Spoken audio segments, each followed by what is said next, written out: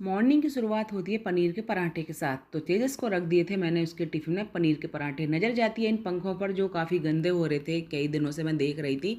तो आज मुझे मिल गया इनको साफ़ करने का टाइम। तो देखिए मैंने भी मोर्चा संभाल लिया और अच्छे से करके इन पंखों को कर दिया था एक एक करके साफ़।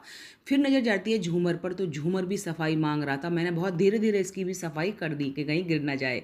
उसके बाद दोपहर हुई तो पिंकी बहन आ गई थी मेरे घर। मैंने उनको कपड़ा दिया हुआ था अपने कान्हा जी की पोशाक बनाने के लिए। तो उन्होंने मेरे कान्हा जी के लिए सुंदर सुंदर कई पोशाकें बनाई, जिसमें सबसे सुंदर लगी मुझे ये वाली। और इसके साथ पिंकी बहन ने बना दी थी ये सुंदर सी कैप भी, जिसको लगाकर कान्हा जी लग रहे थे बहुत ही सुंदर। और देखिए फिर उन्होंने एक साड़ी पर फॉल लगाई। मैं उनके पास गई थी क्योंकि मुझे था कुछ काम। फिर आ गई थी शाम, और शाम को मैंने कर दी यहाँ खाने की तैयारी। खाने में बनाने थे लौकी के कोफ्ते, तो मैंने फटाफट से जल्दी तैयारी कर दी है क्योंकि सब्जी बना देती हूँ मैं शाम को बहुत जल्दी। यहाँ मैंने छोड़ दिए पकौड़े, और पकौड़े बनकर हो गए थे रेडी। इतने मेरे पकौड़े बने, इतने मैंने अपनी चाय रख दी थी, और यहाँ चाय बनकर रेडी, और मैं भी पी लूँगी यहाँ अपनी चाय। फिर चलेंगे हम इवनिंग वॉक के लिए। इवनिंग वॉक पर हम पहुंच जाते हैं जहां मेरी नज़र पड़ती है सुंदर सुंदर इन फूलों पर।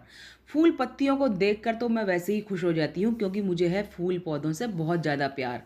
तो ये देखिए फूल पौधों को देखा, फिर मेरी नज़र जाती है गुड़हल के इन इन तीन तरह की अलग अलग वैरायटी के ऊपर, जिसमें सबसे ज़्यादा फूल लगा मुझे ये वाला सुंदर। देखिए कितना भरा हुआ फूल है गुड़हल का ये, जो कि मुझे बहुत सुंदर लगा। नजर गई इन पेड़ पर रखे घोंसले में जो बच्चे बैठे थे, ये भी कर रहे थे अपनी माँ का इंतजार, जो कि इनके लिए दाना लेकर आने वाली थी।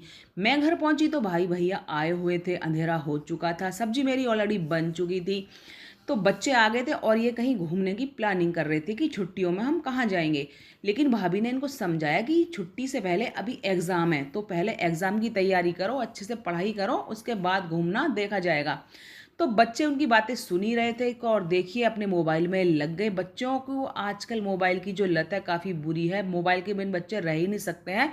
फिर मैंने इनसे कहा खाना खाओ और जल्दी हम भी अपनी किचन समेटें। उसके बाद